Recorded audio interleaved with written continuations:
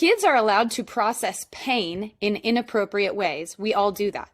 We all process pain in inappropriate ways until we see it, and then we process it in a healthy way, hopefully, if we're in an accountable community and we are walking with the Lord.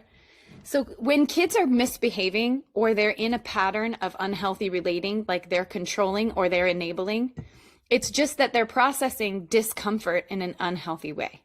And it's either because they're not getting a need met.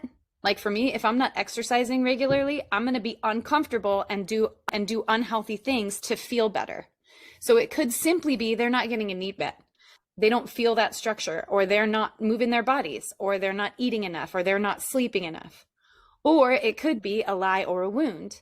They hate themselves inside, or they are afraid of being abandoned, or they are being controlled by a sibling and no one can see it, or they have suffered some kind of abuse that you don't know about. They're going to process those things by misbehaving until misbehaving is no longer permitted by a calm person.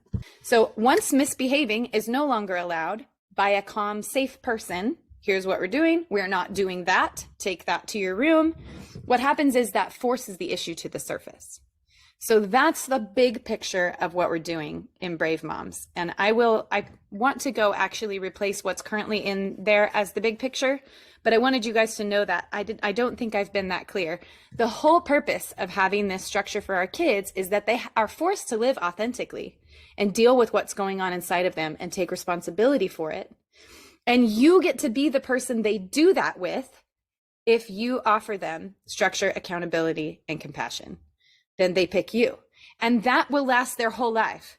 If you become that person in their childhood, you're not going to lose them later unless a crazy, demonic, destructive thing happens that accuses you and they fall into some kind of weirdness, which is not likely if they've grown up in a healthy way and they're walking with the Lord. The word says we train up a child in the way he should go, and when he is older, he's not going to depart from it. So you can bank on that. If you're walking in the light in your community and with Jesus Christ, and you are calling your kids to account, that they don't get to put their pain into misbehavior around you.